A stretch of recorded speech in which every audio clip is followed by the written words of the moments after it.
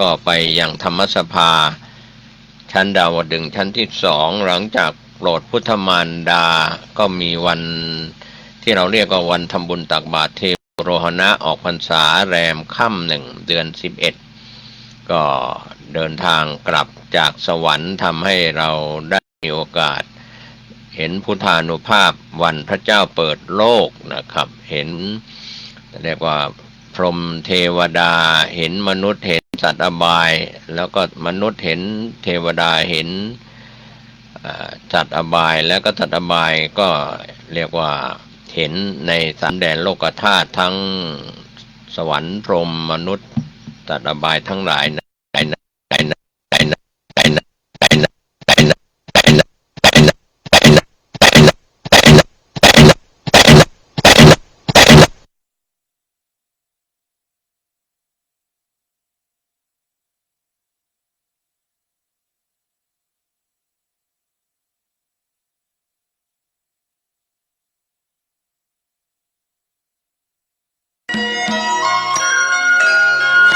สวัสดีครับท่านผู้ฟังที่เคารพทางสายเอกดำเนินรายการโดยพระประชานาถมุนีเจ้าอาวาสวัดดอนจันทร์เจ้าคณะอำเภอกัลยาณิวัฒนาจังหวัดเชียงใหม่ท่านมีธรรมะเมตตากล่าวธรรมะดังนี้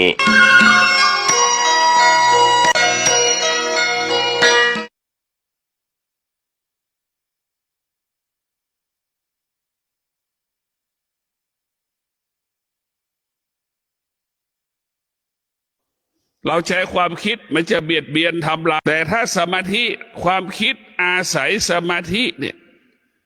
ความคิดนั้นจะเป็นความจริงดังพระบาทสมเด็จพระเจ้าอยู่หัวรัชกาลที่9พระองค์ท่านคิดทุกอย่างแล้วเอามาประกอบด้วยศีลสมาธิปัญญาความคิดของพระองค์ท่านทุกๆครั้งประกอบไปด้วยศีลสมาธิปัญญาความคิดของพระองค์ท่านตั้งโครงการพระราชดำริโครงการหลวงต่างๆโครงการชัยพัฒนาเนี่ยเกิดประโยชน์เป็นประโยชน์ต่อประชาชนนี่แหละทุกประชาชนทั่วประเทศยอมรับแต่พวกเราทั้งหลายนึกดูดิจริงๆแล้วมันเป็นหน้าที่ของกระทรวงเกษตรแต่กระทรวงเกษตรก็ทำไม่ได้เพราะกระทรวงเกษตรใช้ความคิดพวกเราทั้งหลายเป็นที่ยอมรับเฉพาะบางกลุ่มเป็นความจริงเฉพาะบุคคลเป็นความจริงเฉพาะบางกลุ่มแต่พระบาทสมเด็จพระอยู่หัวรัชกาลที่9นั้นดำรงตนดำรงตนด้วยศีลสมาธิปัญญาความคิดทุกครั้งที่พระองค์ท่านคิดจึงเป็นประโยชน์เกิดประโยชน์เพราะความคิดประกอบด้วยศีลสมาธิปัญญาล้วนเป็นความจริงเป็นประโยชน์เกิดประโยชน์ดังโครงการหลวงต่างๆโครงการพระราชดำริต่างๆนี่เป็นประโยชน์เกิดประโยชน์เราจะเห็นนะว่าพระองค์ท่านครองกายดำรงตนการเป็นกษัตริย์ใช้พระองค์ท่านกายของพระองค์ท่านรัชกาลที่9ประกอบไปด้วยศีลสมาธิปัญญากายของพระองค์ท่านจึงสะอาดและบริสุทธิ์หมดจดผ่องใสแต่เมื่อกายของพระองค์ท่านบริสุทธิ์จึงทำให้คนทั้งประเทศคนทั้งประเทศยกย่องสรรเสริญยอมรับเพราะฉะนั้นพระองค์ท่านครองกายด้วยศีลสมาธิปัญญาของจิตพระองค์ท่านก็ประกอบไปด้วยศีลสมาธิปัญญาความคิดของพระองค์ท่านก็ประกอบไปด้วยศีลสมาธิปัญญากายวาจาใจของพระองค์ท่านประกอบไปด้วยศีลสมาธิปัญญาจึงทำให้พระองค์ท่านนั้นโดดเด่นสง่างามเหมือนดังพระอาทิตย์เที่ยงวันเหมือนพระจันทร์ขึ้น15 ค่ำเนี่ยนะพวกเราทั้งหลายนี่แหละคือสมาธิพระองค์ท่านอาศัยสมาธิทุกครั้ง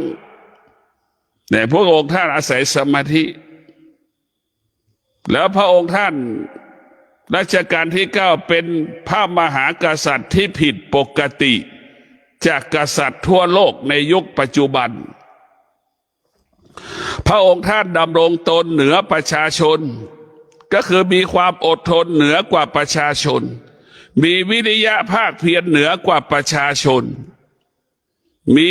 สัจจะมากกว่าประชาชนจึงทำให้พระองค์ท่านโดดเด่นสง่างามอดทนอะไรสถานที่พระองค์ท่านไปไม่มีหน่วยงานรัฐบาลรัฐไปเลยพระองค์ท่านก็ไปเรียกว่าบุคคลที่มีศีลสมาธิปัญญาไปที่คนอื่นเขาไม่ไปทำที่คนอื่นเขาไม่ทำคิดที่คนอื่นเขาไม่คิดนี่แหละคือจึงทำให้พระองค์ท่านนั้นโดดเด่นสง่างามเป็นที่ยอมรับของข้าราชการทั้งแผ่นดินข้าราชการทั้งแผ่นดินจึงยกย่องสรรเสริญพระองค์ท่านเพราะพระองค์ท่านดำรงโดยด้วยศีลสมาธิปัญญานั่นแหละนี่แหละพวกเราทั้งหลายเราจะเห็นได้ว่านายกรัฐมนตรีไทยใช้แต่ความคิดเห็นไหมนายกรัฐมนตรีไทยรัฐมนตรีไทยข้าราชการไทยใช้ความคิดจึงไม่เป็นที่ยอมรับถึงแม้ยอมรับเฉพาะบางกลุ่มบางคนแต่พวกเราทั้งหลายความคิดมันไม่เป็นกลางมันไม่ใช่ของแท้มันเป็นของปลอมถ้าสมาธิมันจะเป็นของจริงของจริงเท่านั้นเรียกว่าสิ่งนั้นมีคุณภาพของมีคุณภาพเราเห็นแล้วนายกรัฐมนตรีทุกยุคทุกสมัยใช้ความคิดเราเห็นว่าความคิดนั้นทำให้เกิดความขัดแย้งความคิดนั้นทำให้คนสงสัยในตัวผู้นำประเทศเวลาคิดอะไรออกมาแล้วเพราะฉะนั้นความคิดทั้งหลายไม่เป็นที่ยอมรับของคนทั้งชาติเพราะความคิดนั้นปราศจากความเป็นจริงถึงแม้จะเป็นจริงเป็นเรื่องผลประโยชน์เป็นผลประโยชน์เป็นผลประโยชน์ทั้งหมดที่เขาว่าแจกนะเป็นความคิดที่ผลประโยชน์ซับซ้อนเป็นผลประโยชน์ซับซ้อนทั้งหมดพวกเราทั้งหลายต้องพิจารณาเรากลับมามีสติหยุดความคิดหยุดความคิดคือเรามีสติหยุดความคิดได้เราหยุดความคิดได้เราตามความคิดได้แต่เราไม่ให้ความคิดออกนอกกรอบถ้าความคิดเปรียบเสมือนรถไฟพวกเราทั้งหลายสมาธิเปรียบเสมือนคนขับรถไฟเราควบคุมรถไฟไปให้รถไฟวิ่งไปตามรางเห็นไหมนั่นแหละพวกเราทั้งหลายแต่ถ้าเราใช้สมาธิเนี่ยมันก็ควบคุมความคิดเหมือนคนขับรถไฟนั่นแหละมันจะบรรลุเป้าหมายแต่ถ้าเราใช้ความคิดเหมือนวินมอเตอร์ไซค์เหมือนวินแท็กซี่เหมือนแท็กซี่นั่นแหละเหมือนวินมอเตอร์ไซค์แล้วแท็กซี่หลงซอยออกซอยเพราะมันมีความโลภมันอยากได้เงินมันรู้บ้างไม่รู้บ้างที่มันจะไปน่ะมันก็หลงทางหลงผิดเพราะมันอยากได้เงินเห็นไหมแท็กซี่ก็เป็นเช่นนั้นแหละหลงซอยออกซอยเข้าซอยผิดพลาดเห็นไหมนี่แหละคือพวกเราทั้งหลายเห็นได้ว่าความคิดเป็นเรื่องของความโลภดั่งวินมอเตอร์ไซค์ดั่งแท็กซี่นั่นเป็นเรื่องของความโลภจึงให้หลงซอยเข้าซอยผิดหลงซอยออกซอยผิดเข้าซอยผิดจึงทำให้ชีวิตผิดพลาดประสบปัญหาตามมาแต่พวกเราต้องพิจารณากันไปเรื่อยๆว่าความคิดเป็นเหตุให้เกิดความทุกข์ว่าจริงหรือไม่เรากลับมาพิจารณาพระพุทธเจ้าให้เราใช้สมาธิสมาธิมันจะละเอียดเหมือนดั่งมะม่วงสุกนั่นแหละมาสมาธิเปรียบเสมือนแป้งครับเหมือนเม็ดข้าวสารนั่นแหละเรามาตามเป็นแป้งเหมือนมันสำปะหลังแหละที่มันเป็นท่อนแล้วเราเอามาตามเป็นแป้งนั่นแหละมันจะละเอียดอย่างนั้นแหละคือความคิด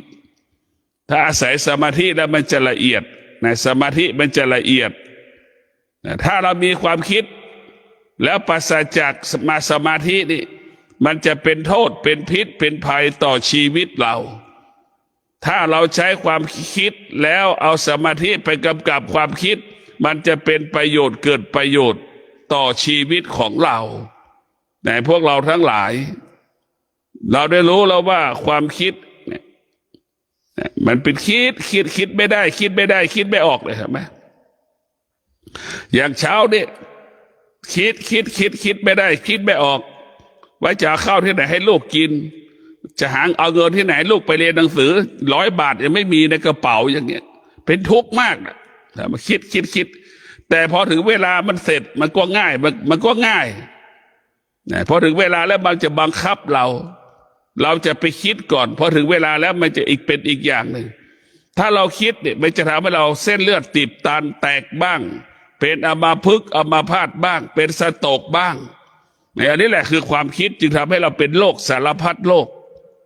นะดังคนจำนวนมากนอนด้วยความคิดนะนอนด้วยความคิดอายุสั้นสุขภาพไม่ดีนอนไม่หลับยากถ้านอนด้วยความคิดเพราะไปติดในสิ่งที่เป็นอดีตไปติดในสิ่งที่เป็นอนาคตซึ่งมันยังไม่เกิดเราไปติดในอดีตสิ่งที่มันเกิดขึ้นแล้วแล้วมันก็ผ่านไปแล้วมันจะเป็นความจริงมันก็ผ่านไปแล้วมันจะเป็นความจริงมันยังไม่เกิดเราใช้ความคิดจึงทำให้เรานั้นเป็นโรคประสาทจึงทำให้เราเป็นโรคซึมเศร้าเพราะเราไปติดในอดีตเป็นติดในอนาคตแล้วมันก็ทำลายปัจจุบันอีกอดีตอนาคตทำลายปัจจุบันทำลายปัจจุบันเพราะฉะนั้นพวกเราต้องพิจารณาความโลภความโกรธความหลงนี่เป็นสิ่งสำคัญที่สุดให้เราเลิกให้เราละความคิดกลับมาใช้สติกับสมาธิสติสมาธินี่สำคัญสติสมาธิมันต้องอาศัยกันเหมือนสติเปรียบเสมือนคนเลี้ยงแกะสมาธิเปรียบเสมือนแกะสติก็จะควบคุมสมาธิเห็นไหมเหมือนคนเลี้ยงแกะควบคุมแกะไม่ให้หมาป่ากินแกะนั่นแหละเข้าเช้าออกมา100เนี่ยพอเข้าคอกแกะก็ครบ100 ตัวทุกวันนั่นแหละคือเอาสติไปควบคุมสมาธิมันจะได้สมบูรณ์คำว่าสมบูรณ์บริบูรณ์จะเกิดขึ้นดังเด็กเลี้ยงแกะกลัวเจ้าของแกะลงโทษเด็กเลี้ยงแกะจึงมีสติจึงใช้สมาธิควบคุมแกะระมัดระวังตลอดเวลาคอยสอดส่องหมาไม่ให้หมาป่ามากินแกะกับพยายามจะต้อนแกะอยู่ในฝูงให้มันกินหญ้าสมาธิเปรียบเสมือนแกะสติเปรียบเสมือนคนเลี้ยงแกะเห็นไหมจึงเกิดคำว่าสติควบคุมสมาธิสติควบคุมสมาธิเมื่อสติควบคุมสมาธิแล้วสมาธินั้นก็จะเป็นก้อนเหมือนก้อนน้ำแข็งเหมือนแกะอยู่ในฝูงแกะเห็นไหมเราจะเห็นว่าแกะมันอยู่ในฝูงแกะมันจะไม่แตกไม่ตื่นไปกระจายไปที่ไหนมันจะยัดเยียดกันเวลามันเดินแกะเป็นฝูงนั่นแหละคือสมาธิมันจะเป็นก้อนถ้าความคิดมันกระจัดกระจายเหมือนให้เราปล่อยงัวออกจากคอกมันก็กระจายกันไปกินหญ้าที่นู่นที่นี่มันกระจายกันไปความคิดมันกระจายกระจัดกระจายมันจึงไม่เห็นความจริงความคิดจึงไม่มีพลังความคิดไม่มีพลังไม่มีอำนาจเท่ากับสมาธิเรียกว่าบุคคลใดมีสมาธิบุคคลผู้นั้นสุขุมรอบคอบนิ่มนุ่มลึกบุคคลใดที่มีสมาธิมากในการนั่งสมาธิบุคคลนั้นจะหัวใจจะสงัดสงบเสงี่ยมมากบุคคลที่นั่งสมาธิปฏิบัติธรรมได้มีสมาธิมากบุคคลพวกนั้นจะเกิดคำว่าสำรวมกายวาจาใจมีความมั่นคงในการรับรู้ตลอดเวลาพวกเราทั้งหลายคนที่มีสมาธินี่ตาได้เห็นเหตุการณ์ต่างๆก็ไม่ตกใจหูได้ยินเสียงต่างๆก็ไม่ตกใจจมูกสัมผัสกับกลิ่นต่างๆก็ไม่ตกใจลิ้นสัมผัสกับรสชาติอาหารต่างๆก็ไม่ตกใจใดๆทั้งสิ้นตรงกันข้ามคนที่ใช้ความคิดเนี่ยตกใจสะเทือนหวั่นไหวตลอดเวลาความคิดนี่ทำให้เราตกใจ สะเทือนหวั่นไหวอยู่ตลอดเวลาแต่เราพิจารณาดูว่าความคิดมันทำให้เราสะเทือนหวั่นไหวตลอดนะเราลำบากเพราะความคิดยากจนเพราะความคิดดังคนส่วนหนึ่งที่ไปกู้นอกระบบนี่ใช้ความคิดทั้งสิ้นเรียกว่าแก้ปัญหาเฉพาะหน้าท้ายสุดเรียกว่า50% 70%ไม่สามารถใช้หนี้ให้กับบุคคลที่เราเอาเงินมันได้เพราะเป็นความคิดเราจะเห็นว่าความคิดไปยืมเงินคนนั้นมาเพื่อมาใช้หนี้คนนี้ไปยืมเงินอีกคนหนึ่งเพื่อมาใช้หนี้อีกคนหนึ่งนี่แหละท้ายสุดมันก็เหมือนปลาที่ถูกตาข่ายนั่นแหละมันก็ติดท้ายสุดมันก็ทำให้ครอบครัวแตกแยกทำให้เกิดความทุกข์กินยาตายฆ่าตัวตายความคิดนี่สำคัญความคิดมันไม่ยอมรับความจริงมันปฏิเสธทุกความจริงทุกอย่างเพราะความคิดส่วนสมาธินั้นจะต้อนรับความจริงตลอดเวลาต้อนรับความจริงอยู่กับความเป็นจริงตลอดเวลาแต่พวกเราต้องพิจารณาว่าสมาธินั้นจะอยู่กับความเป็นจริงจะไม่กู้เงินรู้เลยว่าเราไปกู้เงินมานี่เรายังไม่รู้จะเอาเงินที่ไหนมาใช้หนี้เขาอีกเนี่ยเห็นไหมอันเก่าก็มีอยู่ไปยืมมาอีกเอาที่ไหนมา2 เท่าตัวต้องหาเงินมาใช้หนี้อันนี้แหละคือคนคิดผิดคนใช้ความคิดจะเป็นหนี้ดังคนไปกู้เงินนอกระบบนี่คนกลุ่มนี้คนประเภทนี้เรียกว่าใช้ความคิดแก้ปัญหาชีวิตท้ายสุดก็เหมือนหนูติดกาวเป็นทุกข์แบบเช่นนั้นท้ายสุดก็เหมือนวัวที่ถูกขังไว้ในคอกเหมือนไก่ที่ถูกขังไปในสุ่มไก่เหมือนช้างถูกล่ามโซ่นั่นแหละมันทุกข์แบบนั้นนะพวกเราทั้งหลายความคิดพาให้เราเป็นทุกข์ทั้งสิ้นเพราะฉะนั้นเราต้องมาแก้ไขความคิดเอาความคิดไปพึ่งพาสมาธิถ้าเราเอาความคิดไปพึ่งพาสมาธิมันจะบอกให้เราอดทนบอกให้เรามีวิริยะภาคเพียรบอกให้เรากินอยู่ตามความเป็นจริงไม่ฟุ่มเฟือยในการกินไม่ฟุ่มเฟือยในการใช้จ่ายในชีวิตประจำวันเรียกว่ากินอย่างประหยัดอยู่อย่างประหยัดเศรษฐกิจพอเพียงดังพระบาทสมเด็จพระเจ้าอยู่หัวรัชกาลที่9กินดีไม่ต้องพูดถึงมันจะกินมันยังไม่มีจะกินเราจะไปกินดีได้ยังไงกินอะไรก็ได้ให้เรากินไปก่อนเรากินมาม่าก็กินไปก่อนกินข้าวเปล่าๆก็กินไปก่อนกินผลไม้แทนข้าวก็กินไปก่อนอดทนกินผักกินผลไม้เพื่อจะได้กินหมูข้างหน้าเพื่อจะได้กินไก่ในวันข้างหน้าให้เราคิดแบบนี้แต่ผู้ที่มีสติปัญญาเข้าใจว่าความยากจนนี้มันได้เกิดขึ้นกับเราตลอดเวลาในพวกเราทั้งหลายความทุกข์ทั้งหลายก็ไม่ได้เกิดขึ้นกับเราตลอดเวลาจงพวกเราทั้งหลายจงเข้าใจได้จงรับรู้ความทุกข์เป็นสิ่งที่คงสภาพเดิมไม่ได้ให้เราเข้าใจอย่างนี้ความทุกข์เป็นสิ่งที่คงสภาพเดิมไม่ได้ความทุกข์เป็นสิ่งที่เปลี่ยนแปลงตลอดเวลาเมื่อเราเข้าใจว่าความทุกข์เป็นสิ่งที่เปลี่ยนแปลงเราเข้าใจว่าความทุกข์เป็นสิ่งที่คงสภาพเดิมไม่ได้ขนาดที่เราเกิดความทุกข์ขอให้เรามีสติ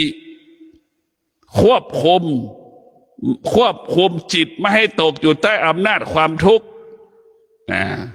เราควบคุมจิตของเราไม่ให้ตกอยู่ใต้อำนาจความทุกข์เหมือนเรือมันจะล่มนั่นแหละ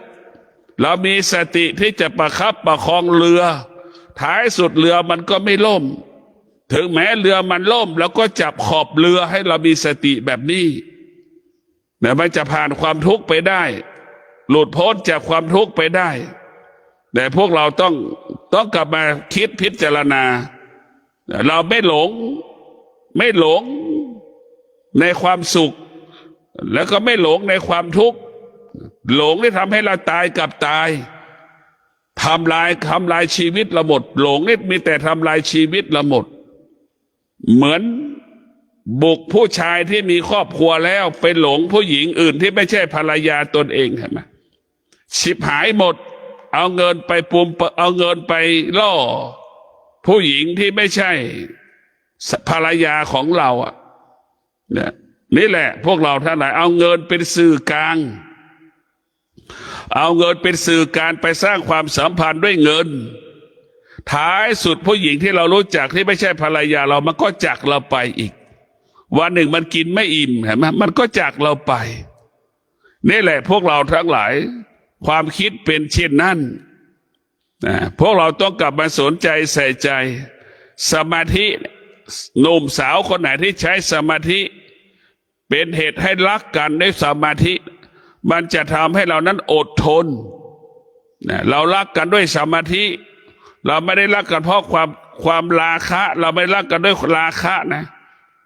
ตัณหานี่มันรักกันแค่ขนาดหนึ่งเวลาหนึ่งแต่พวกเราทั้งหลายพิจารณาดูท้ายสุดมันความรักความใคร่ตอบสนองแล้วมันก็เกิดความเบื่อหน่ายพวกเราทั้งหลายความรักความใคร่กิเลสตัณหาราคะมันก็เหมือนรสชาติอาหารต่างๆนั่นแหละเรากินไปมันก็เกิดความเบื่อไปนั่นแหละคือความคิดแต่สมาธิมันไม่ได้คิดว่ากินแล้วเบื่อสมาธิมันจะคิดพิจารณาว่าสมาธิกินข้าวเพื่อให้มันอิ่มมีกำลังเพื่อจะเดินประกอบอาชีพให้เป็นประโยชน์เกิดประโยชน์นั่นคือสมาธิจะคิดพิจารณาแบบนี้ส่วนความคิดนั้นมันหลงในกิเลสตัณหาราคะหลงในรสชาติอาหารตอนที่เราหิวก็กินมีความสุขกินอร่อยพอกินไปสักพักท้องเริ่มเต็มแล้วลำไส้มันเริ่มเต็มแล้วอาหารเริ่มไม่อร่อยเห็นไหมฉันใดผู้ชายที่มีราคะทั้งหลายตัณหาทั้งหลายก็จะไปหลงไหลผู้หญิงคนอื่นนั่นคือว่าหลงไหลผู้หญิงคนอื่นพวกเราทั้งหลายหลงไหลผู้หญิงคนอื่นเหมือนหลงไหลรสชาติอาหารนั่นแหละพอเรากินไปมันก็เกิดความเบื่อรักก็ด้วยเรียกว่าไม่รักหลงราคะตัณหาตรงกันข้ามผู้เป็นภรรยาของเรานั้นรักเราด้วยจิตบริสุทธิ์คือรักเราด้วยสมาธิตามความเป็นจริงตามความเป็นจริงเขาจึงไม่ทอดทิ้งเราเขาจึงซื่อสัตย์ต่อเราแต่คนที่ใช้ความคิด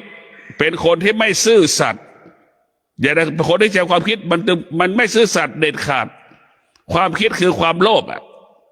ความคิดเปรียบเสมือนจิตแต่คนที่ใช้สมาธิเปรียบเหมือนสติเห็นไหมคนที่ใช้สมาธิเนี่ยไม่เปลี่ยนแปลงมีความมั่นคงเป็นอมตะเห็นไหมคนที่มีสมาธิจะมั่นคงเหมือนก้อนหินคนที่มีสมาธิจะมีความมั่นคงเหมือนเสาชิงช้าหน้าวัดสุทัศน์กรุงเทพเห็นไหมลมฝนแดดก็มั่นคงเป็นอมตะเช่นนั้นสมว่าเวลานี้เราใช้ความคิดจึงทำให้ชีวิตเราหมดค่าหมดความหมายพวกเราทั้งหลายจะทำอะไรต้องใช้สมาธิไปควบคุมความคิดนั้นจะเป็นประโยชน์ต่อเราเป็นประโยชน์กับครอบครัวเป็นประโยชน์ที่จะสร้างอนาคตของเราได้พวกเราต้องมีสติในการดำเนินการประกอบอาชีพต้องประกอบไปด้วยความคิดต้องประกอบด้วยสมาธิการดำเนินชีวิตของเราถ้าเราดำเนินชีวิตด้วยสมาธิแล้วเช่นพนักงานมีสมาธิทำงานเนี่ยการทำงานก็ไม่ผิดพลาดการใช้เครื่องมือก็มีคุณภาพเป็นประโยชน์เกิดประโยชน์คนที่ไม่มีสมาธิทำงานก็ผิดพลาดใช้เครื่องมือไม่เป็นประโยชน์เกิดประโยชน์หนำซ้ำยังทำให้เครื่องมือนั้นเสียหายอีกในพวกเราทั้งหลายคนที่มีสมาธิจะใช้เครื่องมือนั้นเป็นประโยชน์เกิดประโยชน์รู้ด้วยว่าใช้แล้วจะเอาไว้ที่เดิมเก็บไว้ที่เดิมส่วนคนที่ใช้ความคิดใช้แล้วไม่เก็บมาใช้แล้วไม่เก็บใช้แล้วก็เดินหนีทิ้ง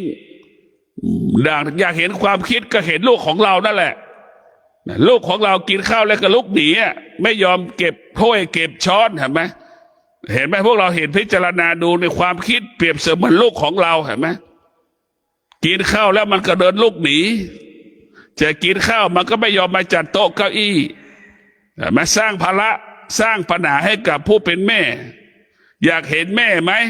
ก็คือสมาธิเปรียบเสมือนแม่เป็นสมาธิเป็นผู้รับผิดชอบหมดทุกอย่างเห็นไหมเรียกว่าสมาธิอยู่กับความเป็นจริงทำอาหารให้สามีกินให้ลูกกินยังไม่พอจะถ้วยก็ต้องจัดโต๊ะอาหารก็จัดเองกินข้าวเสร็จก็ยังล้างถ้วยล้างช้อนอีกใช่ไหมกวาดเช็ดถูอีกนั่นแหละคือสมาธิอยู่กับความเป็นจริงก็คืออดทนและมีวิริยะภาคเพียรแม่นี่จะรู้ดีคำนี้คนเป็นแม่จะรู้ดีว่าแม่นั้นมีความสำคัญแม่เพราะแม่มีสมาธิส่วนลูกมันไม่ใช่มันใช้ความคิดขอเงินแม่ใช้ตลอดเวลาแม่จะมีเงินไม่มีเงินไม่รู้มันก็ขออย่างนั้นซ้ำๆซักๆแม่จะดีใจมันก็ไม่รู้แม่จะเสียใจมันก็ไม่รู้แม่จะทุกข์ใจมันก็ไม่รู้แต่มันรู้อย่างเดียวว่ามันได้เงินมันจบแล้วนั่นคือความคิดแต่ลูกที่ใช้ความคิดเป็นภาระเป็นปัญหาของครอบครัวสร้างปัญหาให้แม่ไม่จบไม่สิ้นมันไม่รับผิดชอบความคิดเป็นผู้ไม่รับผิดชอบเหมือนลูกจำนวนมากนะให้แม่เรียกตื่นทุกวันเห็นไหมไม่รับผิดชอบตัวเองเลยจะตื่นยังตื่นไม่ได้ยังต้องอาศัยแม่จะตื่นแม่พอแม่ไปเรียกตื่นก็แสดงอาการไม่พอใจอีกเห็นไหมสมาธิให้เรารู้จักตนเองดังแม่ว่าลูกจะไปเรียนหนังสือแม่มีสมาธิรู้ว่าลูกตื่นสายจะตื่นแล้วมันจะไม่ทันไปเรียนหนังสือเมื่อไปเรียนหนังสือเมื่อไปโรงเรียนสายท้ายสุดลูกจะไม่อยากเรียนเมื่อลูกไม่อยากเรียนอนาคตลูกก็ลำบากแม่เห็นชีวิตแม่อย่างนี้แม่เห็นความจริงสมาธิจะเห็นความจริงของลูก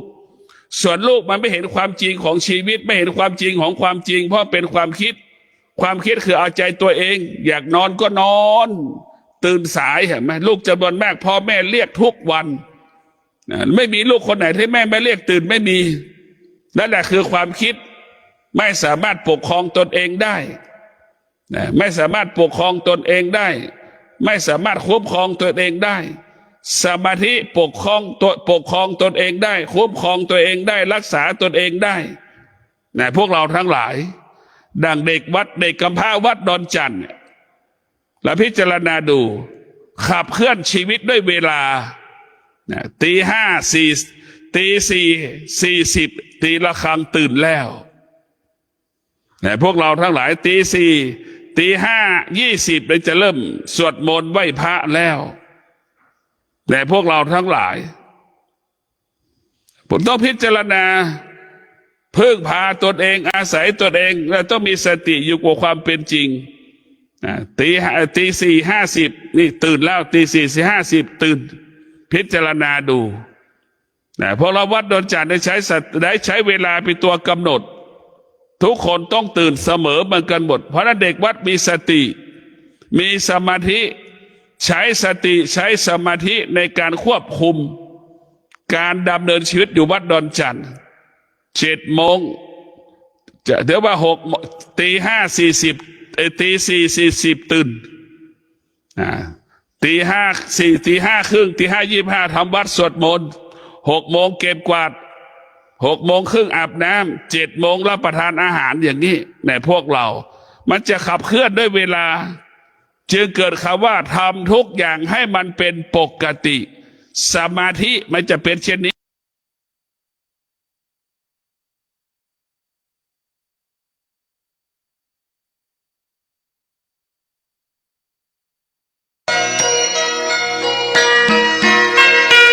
ที่ท่านได้รับฟังจบลงไปแล้วนั้นเป็นรายการทางสายเอกดำเนินรายการโดยพระประชานาถมุนีเจ้าคณะอำเภอกัลยาณิวัฒนาเจ้าอาวาสวัดดอนจันทร์ตำบลทัตรามอำเภอเมืองเชียงใหม่จังหวัดเชียงใหม่เชิญท่านติดตามศึกษาธรรมะการปฏิบัติธรรมได้ในคราวครั้งต่อไปสำหรับวันนี้สวัสดีครับ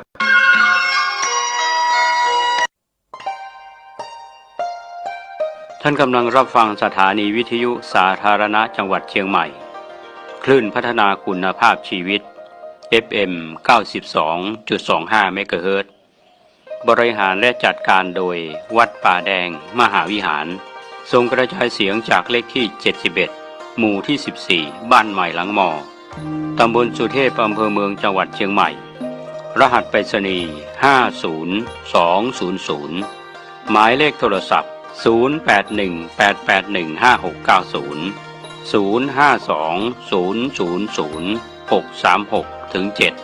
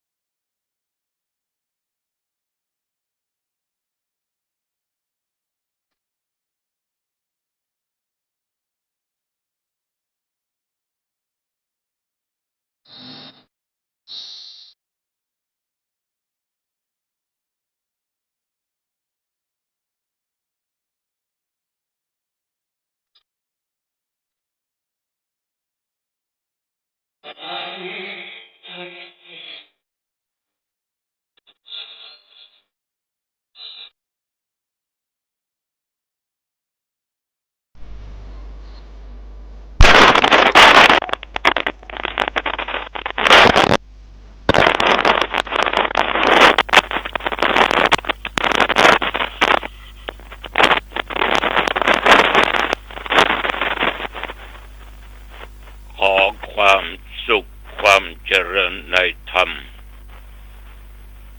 ความมีอายุวันนะสุขะพละ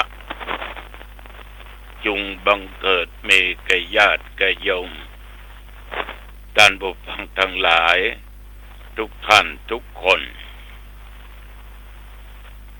วันนี้รายการปกิณกะแห่งธรรมะมาพบมาปะกับญาติโยมท่านผู้ฟังทั้งหลายอีกเช่นเคยก็มาปะกันเป็นประจำทุกวันในเวลาเดียวกันนี้และทุกวันในสถานีวิทยุแห่งนี้เป็นเวลา30 นาทีโดยประมาณที่ตุเจ้าวัดหนองตองนำญาติโยมไหว้พระสวดมนต์และข้อคิดเกี่ยวกับธรรมะสัพเพเอระแก่งแค่แก่งโหเอาหันน้อยนิดน้อยมามาจาก็หวังว่าคงจะเป็นประโยชนะแก่ญาติแก่โยมท่านผู้ฟังทั้งหลายวันน้อยก็นักเนาะเอาละต่อไปนี้เอามาบูชาพระรัตนตรัยไหว้พระสวดมนต์กันเพื่อเป็นมงคลต่อชีวิตมงคลคือสิ่งที่ดีๆมันเกิดขึ้นกับชีวิตของแต่ละท่านแต่ละคนตั้งใจตั้งใจอรหังสัมมาสัมพุทโธภควาพระผู้มีพระภาคเจ้าเป็นพระอรหันต์ดับเพลิงกิเลสเพลิงทุกข์สิ้นเชิงตรัสรู้ชอบได้โดยพระองค์เอง พุทธังภวันตังอภิวาเทมิข้าพเจ้าอภิวาทพระผู้มีพระภาคเจ้าผู้รู้ผู้ตื่นผู้เบิกบานกราบพระพุทธสวากขาโตภควตาธัมโมพระธรรมเป็นธรรมที่พระผู้มีพระภาคเจ้าตรัสไว้ดีแล้วธัมมังนัมมัสสามิข้าพเจ้า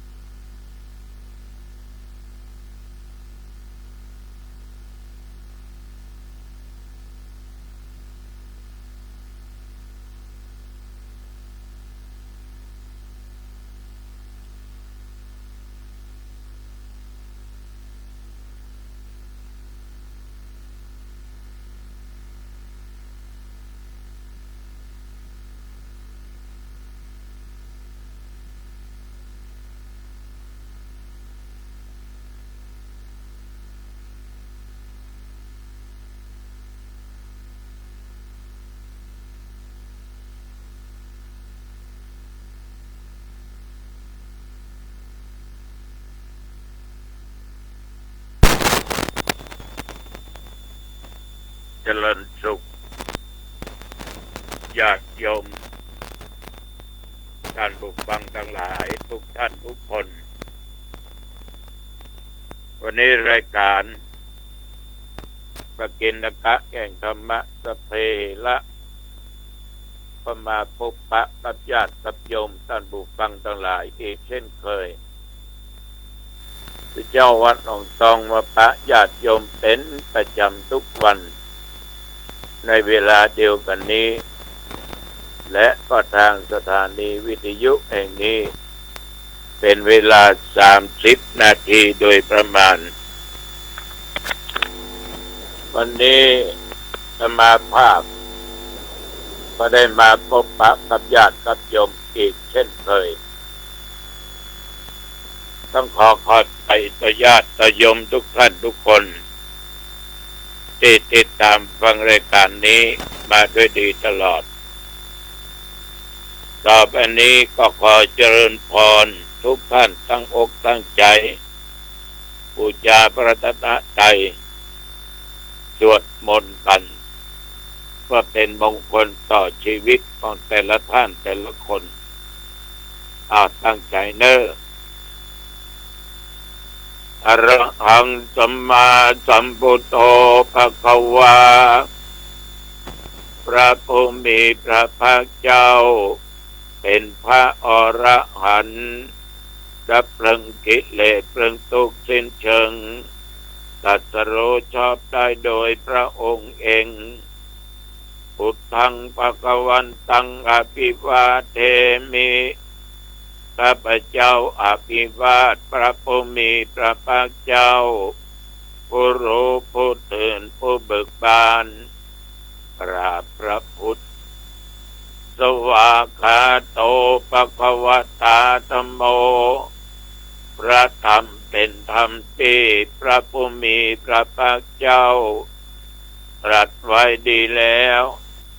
ธัมมังนัมมัสสามิข้าพเจ้านมัสการพระธรรมกราบพระธรรมสุปฏิปันโนภควโตสาวกสังโฆพ พระสงฆ์สาวกของพระผู้มีพระภาคเจ้าปฏิบัติดีแล้วสังฆังนัมมามิข้าพเจ้านอบน้อมพระสงฆ์กราบพระสงฆ์นะโมตัสสะภะคะวะโตอะระหะโตสัมมาสัมพุทธัสสะนะโมตัสสะภะคะวะโตอะระหะโตสัมมาสัมพุทธัสสะ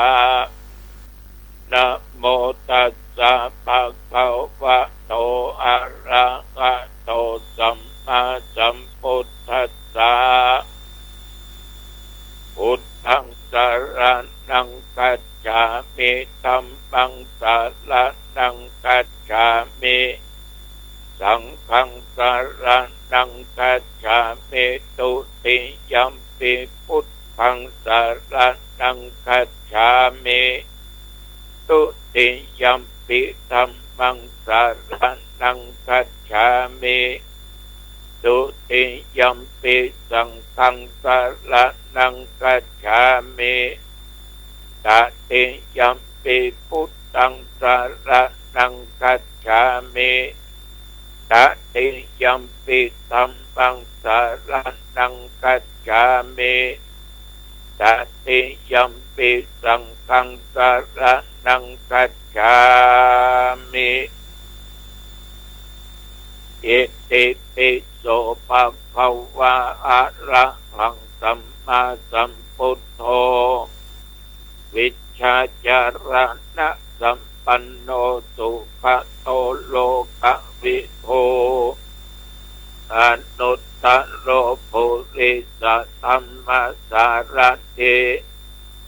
สัทธาเทวมนุษสานังพุทโธภคะวาติ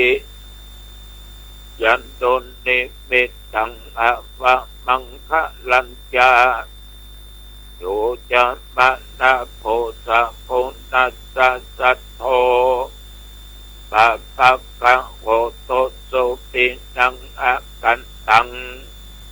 พุทธานุภาเวนะวินาสเมนตุสวากาโตภะคะวะตาธัมโมสันติติโกอาการลิโกเอหิปัสสิโกโอปะนะยิโกปัจจัตตังเวทิตัพโพวินยูหิติ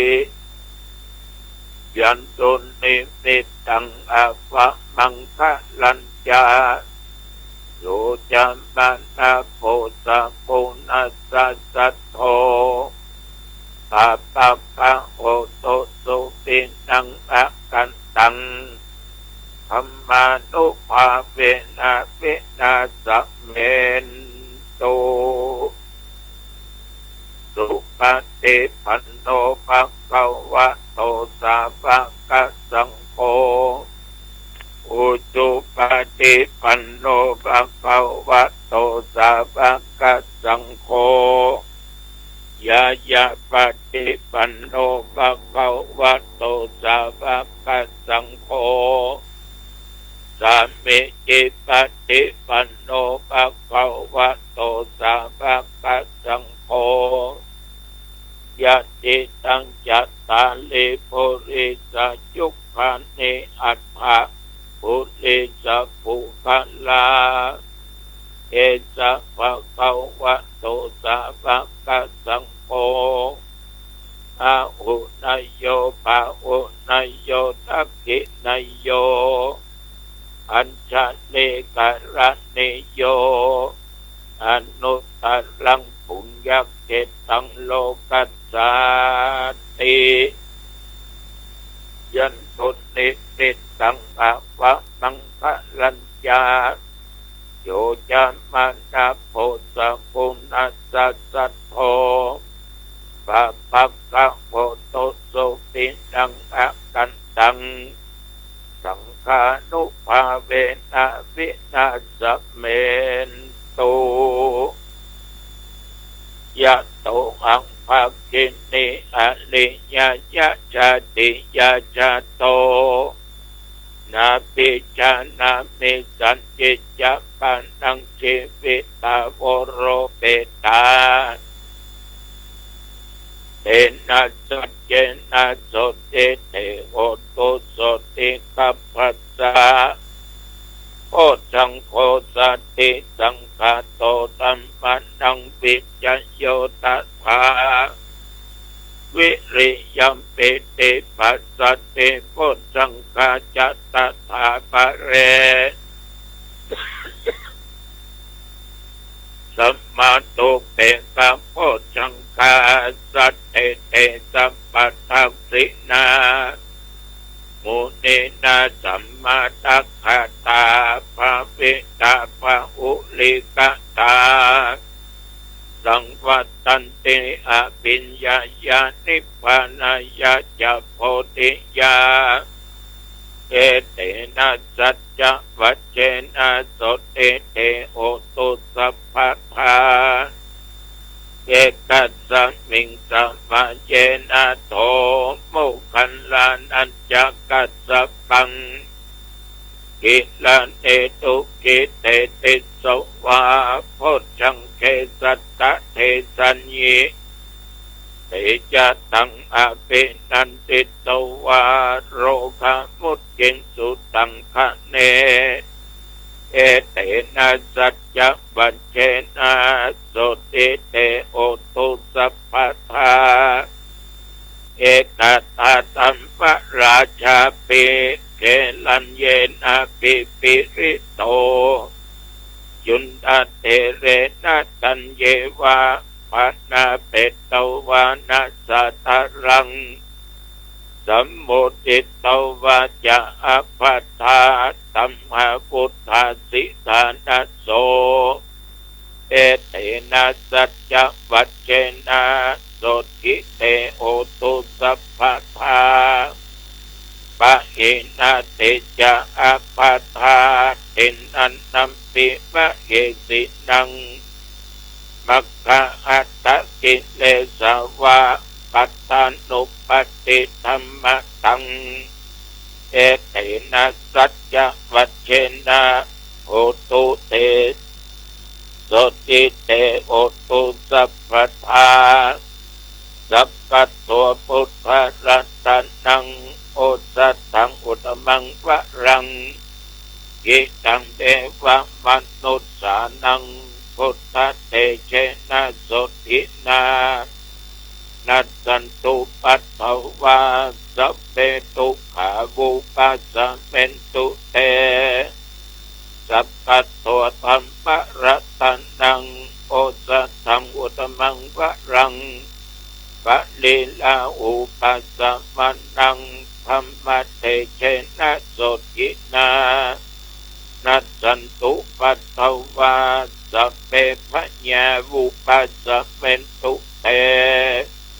สัพพะตัวสังฆาระตันนังโอสัตถังอุตมังวะรังอาหุนายังปาหุนายังสังฆเตเชนะโสตินานัสสันตุปัตถวาสัพเพโรกาวุปัสสะเมนตุเตนัตถิเมสรณังอัญญังพุทโธเมสรณังวะรังเอเตนะสัจจะวัจเจนะโอตุเตชะยะมังคะลังนัตถิเมสรณังอัญญังธัมโมเมสรณังวะรังเอเตนะสัจจะวัจเจนะโอตุเตชะยะมังคะลังนัตถิเมสรณังอัญญังสังโฆเมสรณังวะรังเอเตนะสัจจะวัจเจนะโอตุเตชะยะมังคะลังอัตถิอุณอัสสะวิจโยธัมโมโลเกอนุตตโลสัพพสัตตาอิตัตถยาตังตวงกันอากิเทวะเตปริวัจเจละจะตันเต อาปันโนเทกิปาวะเกพยัคเกนาเกวิเตปุเทอากันละมะระเนนะวาสัพพสัมมาปรณามุตโตสัพเพตัวกันละมะริตังตัตเตปะอนุภาเวนะโหตุเทโวตุกิสัทธาสุตตะสิลังสัมมาทายะธัมมังสุจริตังจะเรตัตเตวะอนุภาเวนะโหตุเทโวตุกิสัทธาลิขิตังเจนติตังพุทธังธาระนังวัจนังพรุงปะเลสังเทสนังสุตโตตัสสะอายุภวัตเตเตภวัตุสัพพะมังคลังรักขันตุสัพพเทวตาสัพพะพุทธานุภาเวนะสัทธาโสติภวันตุเตภวัตุสัพพะมังคลังรักขันตุสัพพเทวตาสัพพะธัมมานุภาเวนะสัทธาโสติภวันตุเตภวัตุสัพพะมังคลังรักขันตุสัพพเทวตาสัพพะสังฆานุภาเวนะสัทธาโสติภวันตุเต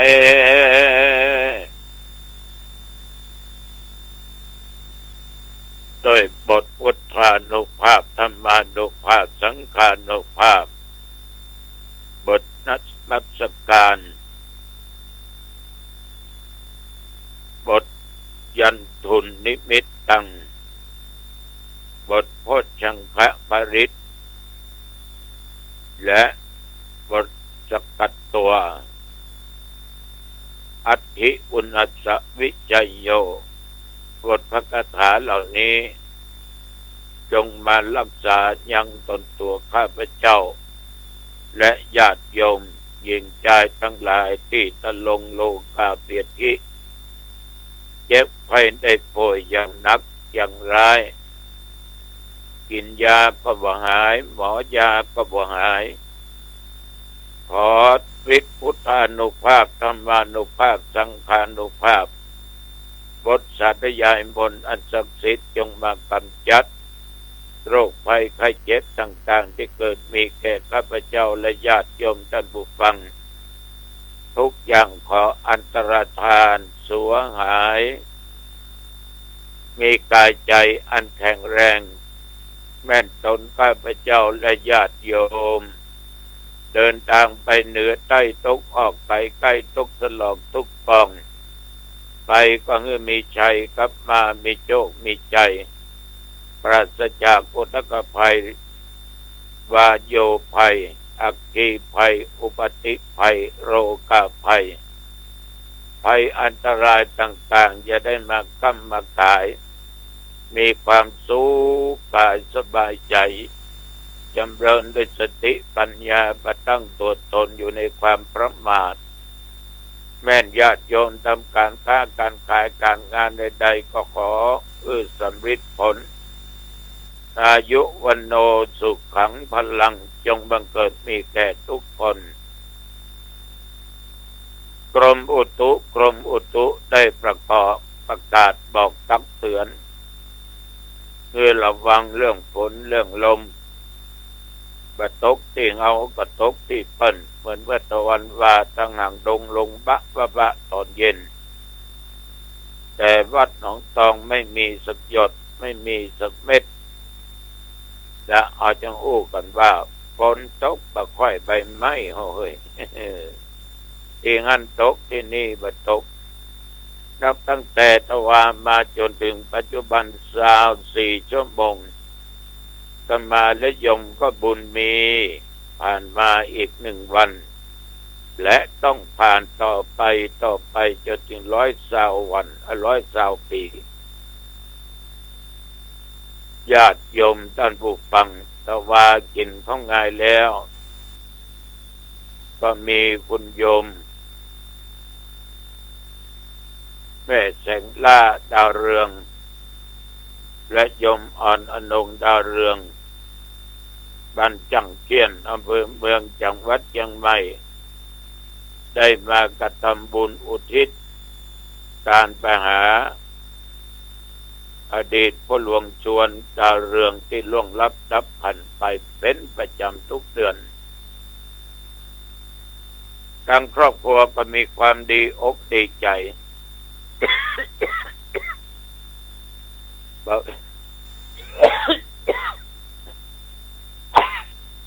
ขอโทษบอกว่าบุญกุศลที่ทำไปนั้นได้นิมิตได้ฝันหันว่าพ่อบอกว่าได้รับและไปอยู่ทางที่ดีครอบครัวก็มีความสุขใจการกระทำบุญอุทิศไปหาดวงวิญญาณผู้ที่จากนั้นมันเป็นบุญที่เพิ่มเติมเป็นบุญที่เสริมที่แต่งเป็นบุญที่ต่อบุญของเพิ่นนั้นคือบุญเดิมมีบุญก่อตั้งมีเพราะเพิ่นได้กินได้ทานได้รักษาศีลฟังเทศน์เมตตาภาวนาตามโอกาสเวลานี่ก็คือบุญตั้งบุญต่อไว้แล้วบุญที่เราได้กระทำให้นั้นเป็นบุญเติมเป็นบุญเพิ่มคือบุญกุศลไปเพิ่มเติมตัวเพิ่นนั้นจากที่เพิ่นทำไปแล้วได้นับได้นำไปสู่ทางสุคติ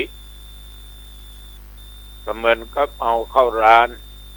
นั่งกินก๋วยเตี๋ยวครั้งแรกก็ส่งสั่งถ้วยเดียวเดี๋ยวเพิ่นก็มาถามว่าจะเพิ่มก็เจ้าเอากะเหตุได้เอาเพราะมันไม่อิ่มมันไม่เต็มเช่นเดียวกันบุญเดิมเพิ่นมีแต่บุญเติมก็ต้องมีญาติโยมเมื่อเจ้านั้นก็พระยม2 รายอีกรายหนึ่งก็ทำบุญประจำวันเกิดเช่นเดียวกันจันเพ็ญแล้วก็ไปไหนอยู่วัดอยู่วาจนแรงมาก็ไปประกาศพระธรรมไปกิจนิมนต์งานข่าวดำเทศนาแม่ออกคนนี้เพิ่งก็ชอบปฏิบัติธรรมวิปัสสนากรรมฐานไปถึงวัดหลวงปู่ทองพระธาตุเจ้าสลีจอมทองไปปฏิบัติแม้แต่วัดหนองทองก็มา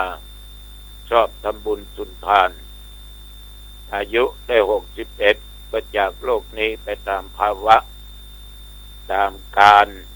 มรณะคือการตายตามโอกาสเวลาหมดอายุไขพ่องหมดอายุเท่าแก่ชราพ่อง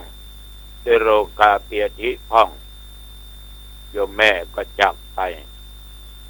ขอบใจต่อโยมทุกคนที่ต้องอกตั้งใจฟังธรรมะสงบถึงกายสงบถึงวาจาสงบถึงด้านจิตใจ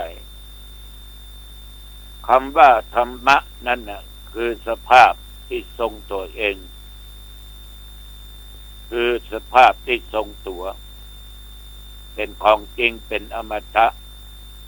เป็นของประจำโลกบ่มีการเปลี่ยนแปลงไปตามฤดูกาลตามสมัยไม่ใช่ว่าฤดูร้อนธรรมะเปลี่ยนไปอีกอย่างหนึ่งฤดูหนาวฤดูฝนเปลี่ยนไปอีกอย่างหนึ่งปีนี้เปลี่ยนปีหน้าเปลี่ยนไปใช่มีสภาพที่ทรงตัวทรงไว้มันมีการเปลี่ยนแปลงใดๆทั้งสิ้นและสามารถรักษาผู้ปฏิบัติอยู่ในอำนาจของตัวตนธรรมะย่อมรักษาผู้ปฏิบัติธรรมเป็นคำสอนที่เป็นหลักเป็นสัจจะอมตะขององค์สมเด็จพระสัมมาสัมพุทธเจ้าท่านได้ตัดไว้ดีแล้ว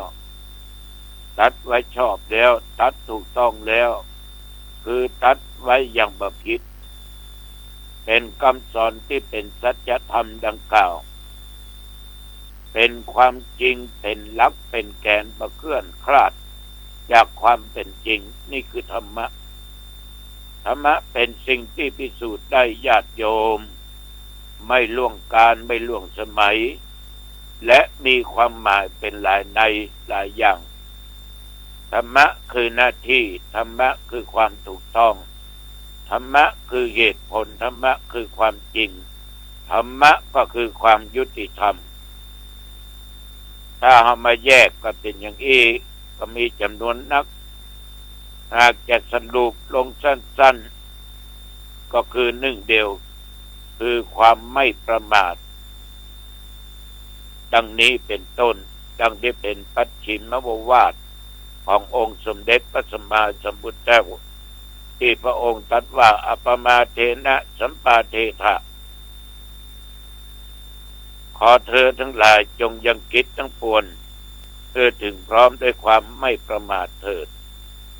84,000 พระธรรมขันธ์ย่นย่อลงมาไม่ให้ประมาทฉะนั้นญาติโยมอย่าประมาททั้งกายทั้งวาจาทั้งด้านจิตใจเมื่อเรามีสติมาตั้งความประมาทตัวปัญญาเกิดขึ้นความเป็นจริงก็จะปรากฏนั่นคือความสุขตลอดกาลวันนี้อู้จาไปมาเป็นเวลาพอสมควรอายุวันโนสุขังพลังพบกันใหม่โอกาสหน้าเจริญพร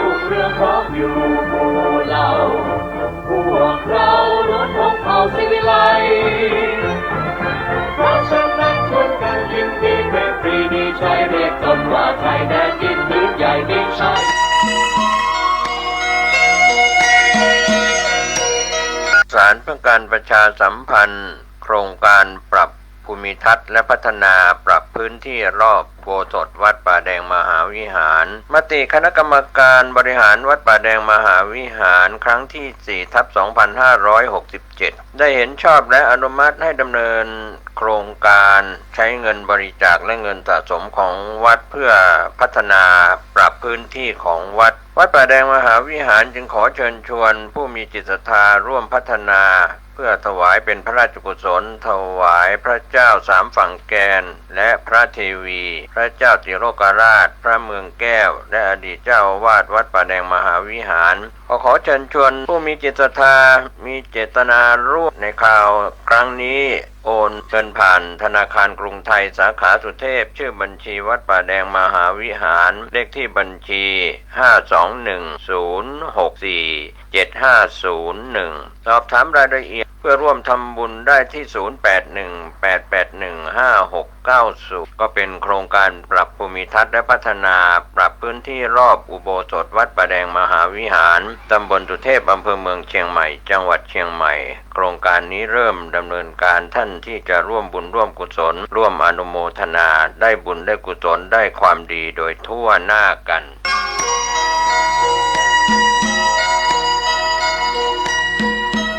โบราณว่าไว้ลักษณะของคนที่มีบุญเก่ามาเกิดสังเกตได้ง่ายๆจากสิ่งเหล่านี้และถ้าคุณมีมากกว่า1ข้อคุณก็คือคนที่มีบุญเก่าติดตัวมาจากอดีต 1. คนที่มีอายุยืนเพราะในอดีตไม่ทำร้ายใครไม่ทำร้ายสิ่งมีชีวิตทั้งหลายผลบุญก็เลยส่งผลมายังปัจจุบันทำให้อายุยืนยาวกว่าใครๆ 2. คนที่มีพลานามัยสมบูรณ์เพราะในอดีตนั้นคนเหล่านี้มักจะให้ทานด้วยข้าวปลาอาหารมากมายในชาตินี้ก็เลยมีสุขภาพที่ดีกินข้าวได้อิ่มนอนหลับได้อย่างสบาย 3. คนที่มีผิวพรรณดีเพราะในอดีตนั้นได้รักษาศีลและให้ทานด้วยเสื้อผ้าเครื่องนุ่งห่มในชาตินี้ก็เลยมีผิวพรรณที่เปล่งปลั่งสดใสรูปงามกว่าใครๆ 4. คนที่ไม่เจ็บไม่ป่วยเพราะในอดีตนั้นไม่รังแกใครไม่ยุ่งเรื่องของใครไม่ทำสิ่งไม่ดีกับคนอื่นในชาตินี้ก็เลยมีร่างกายที่ดีและสมบูรณ์ครบ 32 5. คนที่มีอำนาจมีคนเกรงใจเพราะในอดีตนั้นมีมุทิตาจิตใครทำความดีก็อนุโมทนาให้ไม่อิจฉาริษยาใครในชาตินี้ก็เลยมีคนนับหน้าถือตามีอำนาจมีบริวารมากมาย 6. คนที่ฉลาดและมีสติปัญญาเป็นเลิศเพราะในอดีตคบแต่คนมีความรู้คบบัณฑิตคบแต่คนดีๆฝึกสมาธิเจริญปัญญาอยู่เป็นประจำในชาตินี้ก็เลยเป็นคนฉลาดหัวไวมีสติปัญญาเป็นเลิศ 7. ผู้ที่ร่ำรวยมีทรัพย์สินมากมายเพราะในอดีตชอบให้ทานชอบทำบุญรักในการให้โดยไม่หวังสิ่งตอบแทนในชาตินี้ผลบุญก็เลยส่งผลให้มีทรัพย์สินมากมายมีเงินใช้ไม่ขาดมือ 8. คนที่เกิดในตระกูลสูงเพราะในอดีตนั้นเทิดทูนบุคคลที่ควรเทิดทูนทำดีกับพ่อแม่ชีวิตเทิดทูนแต่สิ่งดีๆในชาตินี้ก็เลยทำให้มีชาติกำเนิดที่ดีอยู่สุขสบายเกิดในตระกูลที่สูงส่งสวัสดีครับท่านผู้ฟังที่เคารพสารธรรมคำสอนจากพระครูไพบูลย์เจติยานุรักษ์ด็อกเตอร์วัดโรคโมรีถนนมณีนพรัตน์ตำบลศรีภูมิอำเภอเมืองจังหวัดเชียงใหม่ท่านได้มีธรรมะเมตตากล่าวข้อคิดประจำวันดังนี้คือบางทีเราก็โกรธบางทีก็เสียงบางทีก็มีสติไม่ก็ไม่มีสติมันขึ้นอยู่กับอารมณ์ของเราก็แสดงว่าธรรมะคืออารมณ์หรือว่าธรรมะคือธรรมะถ้าเราบอกว่าบางทีเราก็เถียงบางทีแล้วก็มีสติมีสติไม่มีธรรมะก็บอกไม่มีธรรมะมีธรรมะก็บอกมีธรรมะก็จบแค่นั้นเอาออกซิเจนกดปุ่มนี้คนไข้ให้ออกซิเจนถ้าไม่มีออกซิเจนภายใน กี่นาทีจะตุยเราบอกว่า เราก็กดแต่กดหลังจากนั้น10 นาที ก็คือไม่กดใน5 นาทีเขาบอกว่าใน5 นาทีต้องกดปุ่มนี้นะเราไม่ได้กดปุ่มนี้เดี๋ยวเราไปกด10 นาทีเราก็บอกว่าก็เมื่อกี้ลืมไปก็พอมีสติแล้วก็ถึงได้กดคนไข้เป็นไงรอไหมไม่ได้กดก็คือไม่ได้กดขอให้กดภายใน5 นาทีให้ออกซิเจนคนไข้อาการนี้ต้องกดออกซิเจนอย่างนี้นะแต่เราไปกดเหมือนกันแต่กดเมื่อไหร่10 นาทีคนไข้ตื่นไปแล้วแล้วถามว่าคุณได้กดไหมตอน5 นาทีก็5 นาทีไม่ได้กดก็บอกไม่ได้กดใช่ไหมคุณว่าคุณไม่มีธรรมะคุณก็บอกไม่มีธรรมะมันก็คือมันได้มีขอขาดบาดเลยแต่ว่ามีสติมาทีหลังมีสตินะมีธรรมะแล้วนะ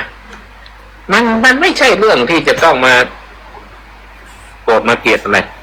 เวลาโกรธนั่นคือโทสะเกิดรู้ทันไหมก็รู้ไม่ทันก็คือรู้ไม่ทันเวลาเถียงนั่นคือมานะนั่นคือทิฏฐิ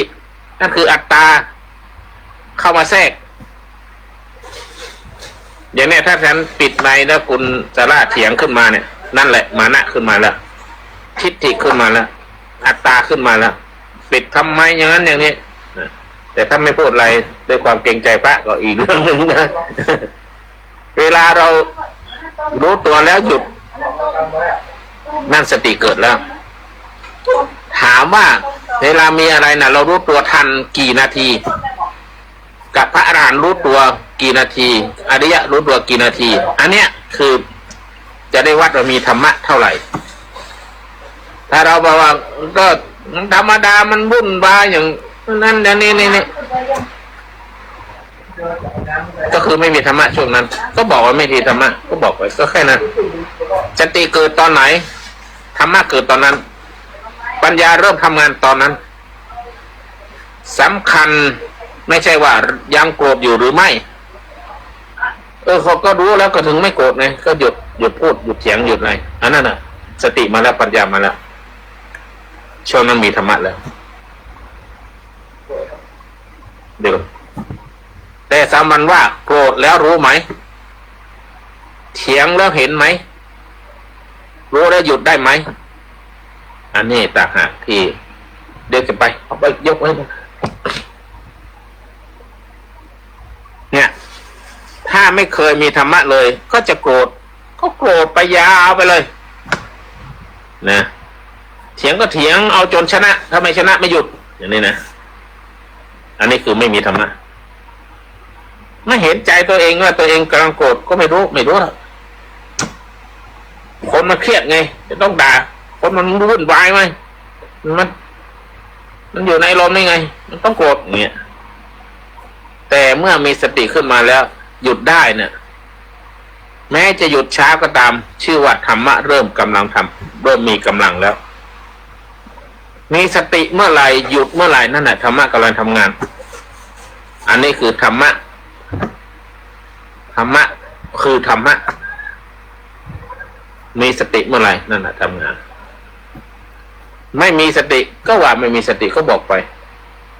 ไม่ได้กดภายใน5 นาทีก็บอกไม่ได้กด5 นาทีฉันกดแล้วมันกี่นาที10 นาที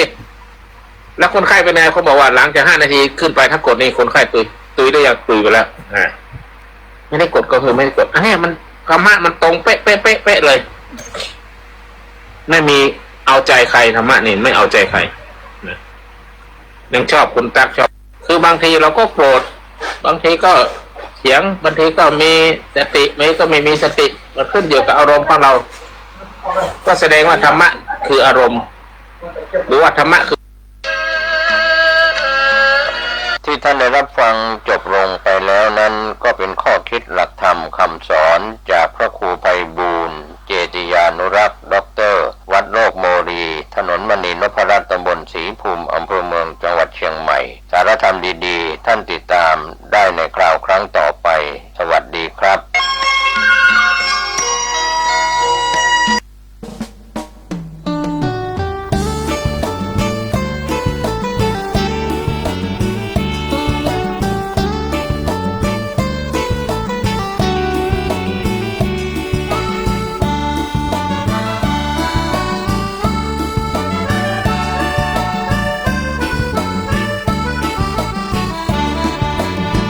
พุทธมามกะมีพระไว้ในดวงใจไม่มัวหลงไหลสิ่งใดแม้มาล่อลวงไม่ไปพันผูกอบายมุขทั้งปวงก้าวได้ลุล่วงผ่านพ้นจากคนตั้งใจถือครอบครัวเป็นหลักครองรักคู่ครองคนเดียวมั่นคงแน่ โบราณว่าไว้ ลักษณะของคนที่มีบุญเก่ามาเกิด สังเกตได้ง่ายๆจากสิ่งเหล่านี้ ทุกคนต่างรู้กันอยู่แล้วว่าการออกกำลังกายมีประโยชน์ต่อร่างกายและสุขภาพของเราแต่การออกกำลังกายสม่ำเสมอนั้นสิ่งที่จำเป็นที่สุดคือวินัยและเจ้าสิ่งนี้อาจเป็นเรื่องยากของใครหลายคนรู้หรือไม่ว่าเพียงเดินเพิ่มวันละ 1,000 ก้าวที่สามารถทำได้ง่ายๆและมีประโยชน์อย่างมากผลการวิจัยที่ถูกตีพิมพ์ในวารสารจากการติดตามชีวิตกลุ่มตัวอย่างจำนวน 226,889 รายต่อเนื่องเป็นเวลากว่า 7 ปีโดยวัดผลจากการเดิน 3,867 ก้าว 5,537 ก้าว 7,379 และ 11,529 ก้าวไปตามลำดับนั้นก็พบว่ากลุ่มที่เดินเพิ่มขึ้นวันละ500ก้าวจะเสียชีวิตจากโรคหัวใจและหลอดเลือดลดลงกว่า 7% และอีกกลุ่มที่เดินมากขึ้นเรื่อยๆวันละ 1,000 ก้าวโอกาสเสียชีวิตด้วยสาเหตุโดยรวมลดลงกว่า 15% และส่งผลดีต่อระบบหัวใจและหลอดเลือดสุขภาพจิตและการควบคุมน้ำหนักคุณสามารถเริ่มต้นด้วยการเพิ่มจำนวนก้าวทีละน้อยก็เป็นส่วนที่การเดินวันละ10,000 ก้าวดีจริงหรือเป็นหัวข้อที่ให้ทุกคนได้รับรู้รับทราบโดยทุกฝีก้าวนับเป็นก้าวย่างสู่การสร้างหัวใจ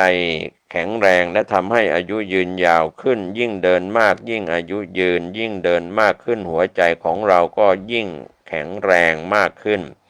การออกกำลังกายให้หัวใจแข็งแรงนั้นไม่จำเป็นต้องออกกำลังด้วยการเล่นกีฬาอย่างหนักแต่เป็นการออกกำลังเพื่อให้กล้ามเนื้อมัดใหญ่ทำงานอย่างต่อเนื่องพร้อมกันซึ่งจะช่วยให้ออกซิเจนเผาผลาญอาหารหรือไขมันที่สะสมในร่างกายทำให้เลือดไหลเวียนสูบฉีดได้ดีช่วยเสริมระบบหลอดเลือดลดความดันโลหิตและเพิ่มระดับคอเลสเตอรอลดีในร่างกายนอกจากนั้นการเดินยังดีต่อใจของเราด้วยในทุกย่างก้าวจะทำให้เรารู้สึกมีชีวิตชีวามากขึ้นช่วยลดความเครียดเสริมสร้างกล้ามเนื้อเพิ่มระดับการใช้พลังงานในร่างกายช่วยในการควบคุมน้ำหนักตัวและเพิ่มความคงทนของร่างกายในทุกวันด้วยข้อมูลจากสาขาวิชาอายุรศาสตร์ปัจฉิมวัยภาควิชาอายุรศาสตร์คณะแพทยศาสตร์ศิริราชพยาบาลมหาวิทยาลัยมหิดลระบุว่าจริงๆแล้วที่มาของคำกล่าวนี้มาจากคำโฆษณาของบริษัทญี่ปุ่นที่ผลิตเครื่องนับก้าวตั้งแต่ปีค.ศ. 1965และยังติดหูผู้คนทั่วไปอยู่จนถึงปัจจุบันจะว่าไปเป้าหมายการเดินวันละ10,000 ก้าวเพื่อสุขภาพที่ดีก็มีเหตุผลรองรับอยู่เหมือนกันเพราะคนวัยทำงานมักจะเดินได้วันละราวๆ 5,000 ถึง 7,000 ก้าวถ้าเพิ่มการเดินออกกำลังกายอีกวันละ30 นาทีน่าจะได้อีก 3,000 ถึง 4,000 ก้าวรวมแล้วก็น่าจะใกล้เคียง 10,000 ก้าวต่อวันอย่างไรก็ตามมีงานวิจัยเมื่อเร็วๆนี้พิสูจน์ว่าการเดินที่ต่ำกว่าเป้าหมายวันละ10,000 ก้าวเดินให้ได้วันละ 7,000 ถึง 10,000 ก้าวก็ยังส่งผลดีต่ออัตราการเสียชีวิตของผู้ร่วมวิจัยไม่น้อยกว่าการเดินวันละ10,000 ก้าวเช่นกันดังนั้นการเดินให้ได้อย่างน้อยวันละ 7,000 ถึง 8,000 ก้าวน่าจะมีประโยชน์ต่อสุขภาพอย่างแน่นอนข้อมูลยิ่งเดินยิ่งอายุยืนดีต่อสุขภาพยิ่งไปกว่านั้นยังมีงานวิจัยอีกหลายชิ้นที่พิสูจน์ว่าการเพิ่มจำนวนก้าว เดินให้มากขึ้นส่งผลดีต่อสุขภาพมากกว่าการเดินให้ถึงเป้าหมายเป็นจำนวนก้าวต่อวันด้วยซ้ำไปตัวอย่างงานวิจัยทำให้คนไข้โรคเบาหวานที่ให้คนไข้เดินเพิ่มขึ้นจากการเดินเฉลี่ยวันละ 5,009 เป็น 6,209 ทำให้คนไข้ควบคุมระดับน้ำตาลในเลือดได้ดีขึ้นอีกงานวิจัยหนึ่งทำให้คนไข้หญิงสูงอายุที่มีไขมันในเลือดสูงที่ให้คนไข้เดินเฉลี่ยเพิ่มขึ้นจาก 6,800 เป็น 8,509 ต่อวันพบว่าช่วยให้ระดับไขมันในเลือดลดลงนอกจากนั้นยังมีงานวิจัยอีกชิ้นหนึ่งเปรียบเทียบคน2 กลุ่มแรกเดินน้อยกว่าวันละ 4,900 กับกลุ่มที่2เดินมากกว่าวันละ 8,900 พบว่ากลุ่มที่เดินมากมีอัตราการเสียชีวิตน้อยกว่ากลุ่มที่เดินน้อยข้อสรุปว่าถ้าท่านสามารถเดินได้ถึงหรือเกินกว่าวันละ 19,000 อยู่แล้วก็ขอให้เดินต่อไปแต่ถ้าท่านเดินได้น้อยกว่านั้นก็ไม่ต้องท้อขอให้ลองตั้งเป้าหมายและเดินให้ได้สักวันละ 8,900 เชื่อว่าสุขภาพของท่านจะดีขึ้นแน่ๆจำนวนก้าวที่เหมาะสมในการเดินต่อวันแตกต่างกันไปตามกลุ่มอายุโดยทั่วไปผู้ใหญ่ควรตั้งเป้าหมาย 8,000 ถึง 19,000 ต่อวันเพื่อให้ได้ประโยชน์ต่อสุขภาพทุกก้าวที่เพิ่มขึ้นก็ล้วนมีประโยชน์ต่อสุขภาพไม่ว่าจะเป็นการเพิ่มจำนวนก้าวจาก 5,000 เป็น 6,009 ก็สามารถส่งผลดีต่อสุขภาพได้ก็มีคำแนะนำช่วงอายุผู้ใหญ่ 18 ถึง 59 ปีควรตั้งเป้าหมาย 8,000 ถึง 19,000 ต่อวันเพื่อลดความเสี่ยงโรคเรื้อรังผู้สูงอายุ 60 ปีขึ้นไป 6,900 ถึง 8,900 ต่อวันช่วยรักษาความคล่องตัวและลดความเสี่ยงสุขภาพเด็กและวัยรุ่นควรเดินมากกว่า 12,900 ต่อวันเพื่อรองรับการเจริญเติบโตเหตุผลดีๆที่ควรเดินออกกำลังกายนายแพทย์ธนาวุฒิเลิศเอกธรรมศูนย์กล้ามเนื้อกระดูกและข้อโรงพยาบาลพญาไท3ระบุว่าการเดินเป็นอีกหนึ่งทางเลือกในการออกกำลังกายที่ง่ายสะดวกและลงทุนน้อยเหมาะสำหรับทุกเพศทุกวัยซึ่งการเดินที่ถูกต้องและสม่ำเสมอใช้เวลาเพียงไม่กี่นาทีแต่กลับสร้างเสริมสุขภาพที่แข็งแรงของเราได้ในระยะยาวช่วยให้ระบบต่างๆภายในร่างกายทำงานได้ดีมากขึ้นกว่าที่เคยเป็นจนเราต้องประหลาดใจทีเดียวช่วยลดความเสี่ยงโรคกระดูกพรุนสร้างความแข็งแรงให้กล้ามเนื้อเอ็นข้อต่อการเดินที่ถูกสุขลักษณะอย่างสม่ำเสมอสามารถเพิ่มความหนาแน่นของกระดูกในผู้หญิงวัยหมดประจำเดือนได้เพราะช่วยลดความเสี่ยงโรคกระดูกพรุนชะลอการสูญเสียมวลกระดูกเพราะการเดินเป็นการออกกำลังกายแบบต้านแรงโน้มถ่วงโลกทำให้กระดูกถูกกระตุ้นให้ผลิตเซลล์ออกมามากขึ้นลองสังเกตคนที่นอนหรือนั่งทั้งวันจะพบว่ามวลกระดูกจะลดลงกล้ามเนื้อรีบเหลวไม่กระชับการออกกำลังเพียงวันละ30 นาทีจะช่วยให้กระดูกแข็งแรงขึ้นและลดความเสี่ยงรวมทั้งผลกระทบอันเกิดจากโรคกระดูกพรุนได้ด้วยแถมยังสร้างความแข็งแรงของกล้ามเนื้อเอ็นที่ต้นขาเข่าน่องข้อเท้าช่วยกระชับหน้าท้องและสะโพกในคนที่เป็นโรคกระดูกพรุนรุนแรงหรือเคยกระดูกแตกควรหลีกเลี่ยงการออกกำลังกายที่อาจเสี่ยงอันตรายควรปรึกษาแพทย์เพื่อรักษาที่ต้นเหตุเสียก่อนและเลือกกิจกรรมการออกกำลังกายที่เหมาะสมที่สุดส่วนท่านที่มีอาการปวดข้อเข่าข้อเท้าการเดินออกกำลังกายในน้ำก็เป็นอีกทางเลือกที่เหมาะเพราะช่วยลดแรงกดที่ข้อต่างๆและแรงต้านในน้ำจะช่วยทำให้กล้ามเนื้อและเอ็นรอบข้อแข็งแรงขึ้นช่วยลดความเสี่ยงต่อการเกิดสารพัดโรคร้ายผลวิจัยด้านสุขภาพสตรีมหาวิทยาลัยฮาวาดพบการเดินต่อเนื่อง 3-5 ชั่วโมงต่อสัปดาห์ช่วยลดความเสี่ยงการเกิดมะเร็งเต้านมและมะเร็งมดลูกได้กว่า 54%ลดความเสี่ยงต่อการเกิดโรคมะเร็งลำไส้ใหญ่ได้ 20% อีกทั้งการเดินยังสามารถช่วยลดความเสี่ยงต่อการเกิดโรคเบาหวานชนิดที่ 2 ได้มากถึง 60%ผลการศึกษาพบว่าการเดินวันละ 10 ถึง 15 นาทีทำให้อาการโรคเบาหวานดีขึ้นและยังเป็นการช่วยให้อินซูลินทำงานดีขึ้นร่างกายสามารถนำน้ำตาลไปใช้งานได้ดีขึ้นหมายถึงสามารถควบคุมเบาหวานได้ดีขึ้นนั่นเองนอกจากนี้การเดินเร็วติดต่อกันนาน21 นาทีต่อวัน 4-5 วันต่อสัปดาห์หรือ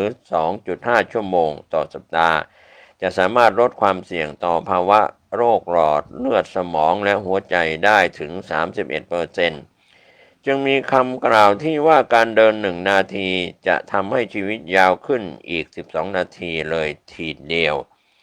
ชะลอความจำเสื่อมมีการทดลองว่าคนที่เดินไปคิดไปสามารถคิดงานดีๆได้มากกว่าการนั่งอยู่เฉยๆถึง 60%ในการศึกษายังพบว่าการเดินออกกำลังกายนาน 40 นาที 3 วันต่อสัปดาห์สามารถเพิ่มขนาดสมองที่เชื่อมโยงกับการวางแผนและความจำได้ทั้งยังช่วยทำให้เลือดไหลเวียนดีและไปเลี้ยงสมองมากขึ้นการเดินไปในส่วนของผู้สูงวัยจะช่วยลดความเสี่ยงต่อการหดตัวของสมองและสามารถรักษาความทรงจำได้นานหลายปีชะลอความเสื่อมของสมองในผู้สูงวัยได้การเดินทำให้หลั่งสารแห่งความสุขการออกกำลังกายด้วยการเดินเร็วต่อเนื่องจะกระตุ้นให้สมองเกิดการหลั่งสารเอนโดฟินสารแห่งความสุขสารเคมีธรรมชาติที่มีฤทธิ์บรรเทาอาการปวดและทำให้จิตใจสบายสดชื่นอารมณ์ดีคลายความเครียดลดความวิตกกังวลลดความซึมเศร้าทำให้นอนหลับง่ายหลับดีขึ้นเพิ่มภูมิคุ้มกันมหาวิทยาลัยแห่งหนึ่งศึกษาพบว่าการเดินต่อเนื่อง 30-45 นาทีต่อวันสามารถเพิ่มจำนวนเซลล์ระบบภูมิคุ้มกันร่างกายได้การเดินทำให้กระเพาะลำไส้มีการเคลื่อนไหวส่งผลให้การย่อยอาหารและขับถ่ายดีขึ้นการเดินลดน้ำหนักยังทำให้มีรูปร่างที่สมส่วนหุ่นดีอีกด้วยในผู้ที่มีน้ำหนักตัวมากอาจใช้การเดินช่วยลดน้ำหนักตัวได้โดยเดินวันละประมาณ1 ชั่วโมงจะทำให้การเผาผลาญพลังงานในร่างกายเพิ่มขึ้นการเดินด้วยความเร็ว3 กิโลเมตรต่อชั่วโมงต่อเนื่อง30 นาทีจะเผาผลาญพลังงานได้ประมาณ75 แคลอรี่หากเพิ่มความเร็วเป็น 4-5 กิโลเมตรต่อชั่วโมงจะสามารถเผาผลาญพลังงานได้99 แคลอรี่และหากเดินเร็วขึ้นเป็น 6 กิโลเมตรต่อชั่วโมงจะสามารถเผาผลาญพลังงานได้ถึง150 แคลอรี่สังเกตคนญี่ปุ่นจะสุขภาพแข็งแรงไม่อ้วนเพราะถูกฝึกให้ขยันเดินตั้งแต่เด็ก109ที่เราเดินเท่ากับ1 นาทีของการยกน้ำหนัก159ที่เราเดินเท่ากับ1 นาทีของการว่ายน้ำและการปั่นจักรยาน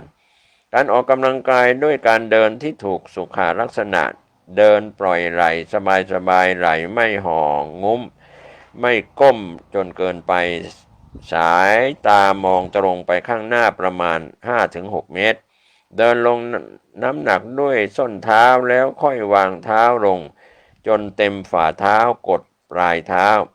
และยกส้นเท้าขึ้นเพื่อส่งน้ำหนักไปที่เท้าส่วนหน้านิ้วเท้าจะช่วยผลักให้ก้าวเดินต่อไปได้อย่างสมดุลก้าวเท้าให้สั้นกว่าช่วงแขนตั้งฉากประมาณ1 ฝ่ามือไม่ก้าวยาวหรือสั้นเกินไปการเดินที่ช่วยเสริมสร้างความแข็งแรงของร่างกายต้องเป็นการเดินที่ต่อเนื่องกันนานประมาณ30 นาทีขึ้นไปการเดินหยุดอาจไม่สามารถฝึกระบบหลอดเลือดหัวใจได้ความถี่ของการออกกำลังในด้านการออกกำลังกายควรเดินอย่างน้อย 3-5 ครั้งต่อสัปดาห์และกระทำอย่างสม่ำเสมอเคล็ดลับการเดินให้มีประสิทธิภาพไม่บาดเจ็บประเมินร่างกายก่อนออกเดินผู้ที่ไม่เคยออกกำลังกายมาก่อนควรตรวจร่างกายว่ามีโรคประจำตัวหรือไม่มีทานยาหรือประวัติการดูแลพิเศษให้พกติดตัวไว้การเดินควรเริ่มจากน้อยๆก่อนเช่นเดิน5 นาทีแล้วสังเกตว่าร่างกายรับไหวหรือไม่ แล้วค่อยๆเพิ่มเวลาให้มากขึ้นค่อยเป็นค่อยไปอย่าหักโหมเพราะอาจทำให้เกิดผลเสียได้เลือกใส่เสื้อผ้ารองเท้าสำหรับการออกกำลังกายควรเลือกสวมเสื้อกางเกงที่ยืดหยุ่นระบายเหงื่อได้ดีรองเท้าควรเป็นรองเท้าสำหรับออกกำลังกายป้องกันการลื่นหรือหกล้มไม่บีบนิ้วเท้าน้ำหนักเบากระชับข้อเท้าได้ดีพื้นมีวัสดุลดแรงกระแทกเพื่อช่วยกระจายน้ำหนักมีแรงส่งในการยกเท้าทำให้เมื่อยช้าลงช่วยป้องกันการบาดเจ็บที่เอ็นฝ่าเท้าข้อเท้าเข่าหรือขาทำให้เดินสบายเดินได้ต่อเนื่องและนานขึ้นอย่าลืมวอร์มอัพคอนดาวก่อนหลังการเดินเพื่อออกกำลังกายควรอบอุ่นร่างกายด้วยการวอร์มอัพเบาๆยืดเส้นยืดสายกล้ามเนื้อข้อต่อก่อนการเดินเพื่อให้ร่างกายรับรู้ถึงการเตรียมพร้อมในการทำงานระบบต่างๆไม่ว่าจะเป็นระบบไหลเวียนเลือดระบบหายใจกล้ามเนื้อข้อต่อนอกจากนี้ก่อนหยุดเดินต้องค่อยๆผ่อนแรงเป็นคอนดาวคือและยืดกล้ามเนื้อเบาๆจะช่วยลดอาการบาดเจ็บจากกล้ามเนื้ออักเสบหรือเป็นตะคริวทั้งยังเป็นการช่วยปรับระดับการทำงานของหัวใจปอดเข้าสู่ระยะผ่อนคลายหลังออกกำลังกายซึ่งมีความสำคัญมากโดยเฉพาะในผู้สูงวัยเพื่อไม่ให้เกิดภาวะระบบกล้ามเนื้อข้อต่อรวมถึงระบบหัวใจและหลอดเลือดหยุดกระทันหันแกว่งแขนเพิ่มแรงส่งและทำให้ระบบน้ำเหลืองทำงานได้ดีแรงเหวี่ยงเบาๆจากการแกว่งแขนจะทำให้มีแรงช่วยส่งให้ร่างกายไปข้างหน้าช่วยให้การเดินทรงตัวมีประสิทธิภาพและเดินได้คล่องแคล่วมากขึ้นที่สำคัญตำราแพทย์แผนจีนที่ใช้กันมานับพันปีเชื่อว่าในบริเวณรักแร้ขาหนีบเป็นจุดรวมของเส้นเลือดเส้นประสาทและต่อมน้ำเหลืองจากสมองไปยังอวัยวะส่วนต่างๆซึ่งระบบน้ำเหลืองไม่มีปั๊มเหมือนระบบเลือดที่มีหัวใจดังนั้นการเดินแกว่งแขนจึงช่วยกระตุ้นให้น้ำเหลืองตามข้อพับต่างๆเกิดการไหลเวียนดีช่วยระบายและขับของเสียที่ค้างตามจุดต่างๆการแกว่งแขนจากข้างหน้าไปข้างหลังตามจังหวะก้าวเท้าไม่ควรแกว่งแรงจนเกิดการกระชากหัวไหล่อาจเกิดการอักเสบของเอ็นข้อไหล่เรื้อรังได้การเดินขึ้นบันไดหรือทางลาดชันการเลือกเดินออกกำลังในพื้นที่เอียงลาดชันหรือขั้นบันไดจะเป็นการเดินที่กระตุ้นให้สมองหัวใจปอดและกล้ามเนื้อทำงานมากขึ้นเผาผลาญพลังงานได้มากกว่าการเดินเร็ว 2-3 เท่าทีเดียวบางคนอาจบอกว่าทำงานบ้านเป็นการออกกำลังกายที่เพียงพอแล้วแต่หากการทำงานบ้านไม่สามารถทำให้หัวใจและหลอดเลือดให้ทำงานเพิ่มขึ้นได้อย่างต่อเนื่องได้จะไม่ถือว่าเป็นการออกกำลังกายที่สามารถเพิ่มความแข็งแรงของร่างกายได้อย่างเต็มที่อย่างไรก็ตามการทำงานบ้านก็ยังเป็นกิจกรรมการออกแรงที่ดีอย่างหนึ่งดีกว่าไม่ออกแรงอะไรเลยสำหรับท่านที่ไม่มีเวลาออกกำลังกายจริงๆก็ควรหาโอกาสเดินให้ได้มากที่สุดในระหว่างวันเช่นการเดินแทนการนั่งรถการเดินขึ้นบันไดแทนการใช้ลิฟต์อย่างน้อยให้ร่างกายได้ต้านแรงโน้มถ่วงของโรคไม่เสี่ยงกับภาวะกระดูกพรุนในอนาคตแต่ถ้าใครเดินได้น้อยจริงๆลองเริ่มตั้งเป้าหมายที่จะพยายามเดินเพิ่มสักวันละ 1,000 ถึง 2,000 ก้าวแล้วปฏิบัติให้จริงจังถ้าทำได้แล้วก็ค่อยๆขยับเป้าหมายขึ้นไปช้าๆค่อยเป็นค่อยไปเชื่อว่าการเดินให้มากขึ้นส่งผลดีต่อสุขภาพอย่างแน่นอนก็ขอบคุณข้อมูลที่อ้างอิงจากโรงพยาบาลกรุงเทพเชียงใหม่คณะแพทยศาสตร์ศิริราชพยาบาลมหาวิทยาลัยมหิดลโรงพยาบาลพญาไท3ข้อมูลข่าวสารจากกรุงเทพธุรกิจออนไลน์ในหัวข้อข่าวเพื่อสุขภาพ เดินเพิ่มวันละ 1,900 อายุยืน 15%ดีต่อหัวใจดีต่อสุขภาพสวัสดีครับท่านผู้ฟังที่เคารพวันนี้มีแง่คิดชวนท่านคิดพิจารณาตามหลักวงการแพทย์ผมเกษตรเพชรสำริดบรรณาธิการข่าวก้าวหน้านิวมีเรื่องที่นำมาเสนอเป็นข้อคิดว่าจริงเท็จประการใดแพทย์ได้อธิบายว่าเหตุใดการงีบหลับในเวลากลางวันจึงไม่สามารถชดเชยการนอนหลับในเวลากลางคืนได้ในการนอนหลับเวลากลางวันและนอนไม่หลับในเวลากลางคืนไม่ใช่แค่เป็นนิสัยที่ไม่ดีเท่านั้นแต่ยังเป็นปัจจัยที่รบกวนสมดุลของหยินและหยางรวมถึงการทำงานของอวัยวะภายในอย่างรุนแรงตามหลักการแพทย์แผนโบราณตามที่ดร.เกียวส่วนไทยผู้เชี่ยวชาญจากศูนย์การแพทย์มหาวิทยาลัยโฮจิมินห์สาขา3ของเวียดนามกล่าวว่าการนอนดึกดูเหมือนจะกลายเป็นนิสัยทั่วไปในสังคมปัจจุบันหลายคนเข้านอนดึกหรือแม้กระทั่งนอนดึกเกือบทั้งคืนแล้วชดเชยด้วยการนอนหลับในเวลากลางวันในระยะแรกร่างกายอาจไม่แสดงอาการผิดปกติอย่างชัดเจนแต่เมื่อเวลาผ่านไปความเหนื่อยล้าเรื้อรังสมาธิลดลงปัญหาการนอนหลับและสุขภาพโดยรวมเสื่อมโทรมลงก็จะค่อยๆปรากฏขึ้นโดยเฉพาะอย่างยิ่งในช่วงปลายปีตารางงานที่ยุ่งและภาระงานที่เพิ่มขึ้นส่งผลกระทบต่อการนอนหลับอย่างมาก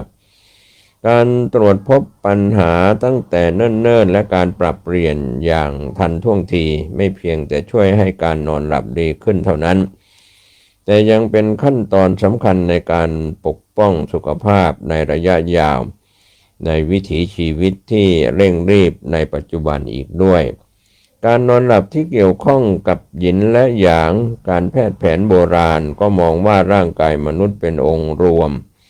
ที่ทำงานตามกฎของธรรมชาติ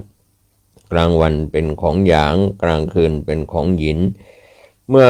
ตกกลางคืนพลังหยางจะลดลงพลังหยินจะเพิ่มขึ้นและร่างกายจะเข้าสู่สภาวะสงบที่เกิดการสะสมแล้วก็ฟื้นฟูการนอนหลับในเวลากลางคืนจึงเป็นสภาวะทางสรีรวิทยาที่จำเป็นสำหรับการคืนพลังหยางสู่หยินการบำรุงเลือดหยินการปรับสมดุลของซี่และก็เลือดและการทำให้จิตใจสงบเมื่อคนเราตื่นในเวลากลางคืนและนอนหลับในเวลากลางวันความสมดุลนี้จะถูกรบกวนพลังหยางจะไม่ถูกเก็บสะสมอย่างเหมาะสมและเลือดหยินจะไม่ได้รับการบำรุงอย่างเพียงพอหากสถานการณ์นี้ยังคงอยู่จะทำให้หยางไม่คืนสู่หยินและหยินไม่เก็บสะสมหยางทำให้ความสามารถในการควบคุมตนเองของร่างกายอ่อนแอลงและก่อให้เกิดโรคเรื้อรังต่างๆมากมายดร.ส่วนไทยอธิบายผลกระทบของพฤติกรรมการนอนหลับในเวลากลางวันและการตื่นในเวลากลางคืนต่ออวัยวะภายในวงจรการนอนหลับและการตื่นมีความสัมพันธ์อย่างใกล้ชิดกับหัวใจตับม้ามและไต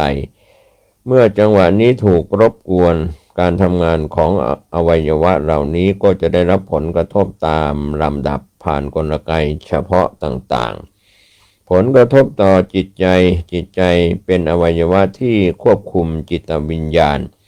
เกี่ยวข้องโดยตรงกับสติสัมปชัญญะสภาวะทางจิตและการนอนหลับเมื่อคนเรานอนหลับตรงเวลาในตอนกลางคืนจิตใจจะสงบการไหลเวียนโลหิตเป็นปกติและจิตวิญญาณก็มีที่พักผ่อนการนอนดึกเป็นเวลานานจะขัดขวางไม่ให้ร่างกายเข้าสู่สภาวะสงบที่จำเป็นส่งผลให้พลังงานของหัวใจลดลงและสารอาหารของจิตวิญญาณลดลงตามไปด้วยแ ในทางคลินิกผู้ป่วยมักมีอาการใจสั่นวิตกกังวลอารมณ์แปรปรวนนอนหลับยากหรือนอนหลับไม่สนิทและฝันร้ายบ่อยครั้งอาการเหล่านี้เป็นอาการของ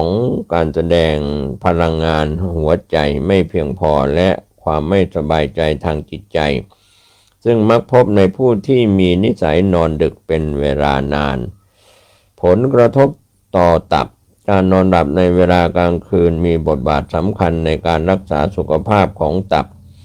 การนอนหลับดึกเป็นเวลานานจะทำให้ร่างกายไม่เข้าสู่สภาวะสงบและเลือดจะไม่ไหลกลับสู่ตับอย่างเพียงพอในทางคลินิกผู้ป่วยมักจะหงุดหงิดง่ายรำคาญใจถอนหายใจบ่อยรู้สึกแน่นหน้าอกเวียนศีรษะปวดตาและนอนหลับไม่สนิทผลกระทบต่อม้ามวิถีชีวิตและพฤติกรรมการกินที่ไม่สม่ำเสมอเช่นการนอนดึกจะทำลายพลังงานของม้ามทำให้การทำงานของระบบย่อยอาหารลดลงเมื่อพลังงานของม้ามพร่องการผลิตซี่ และเลือดก็จะแย่ลงส่งผลให้เกิดอาการอ่อนเพลียเรื้อรังเบื่ออาหารท้องอืดและความผิดปกติของระบบย่อยอาหารผลกระทบต่อไตเวลากลางคืนมีความสำคัญอย่างยิ่งต่อการรักษาและบำรุงสาระสำคัญของไตการนอนดึกเป็นเวลานานจะทำให้สาระสำคัญของไตลดลงโดยเฉพาะหยินของไตเมื่อหยินของไตไม่เพียงพอหยินจะไม่สามารถควบคุมอย่างได้ทำให้เกิดความร้อนภายในร่างกายซึ่งรบกวนการนอนหลับมากขึ้นผู้ป่วยอาจมีอาการ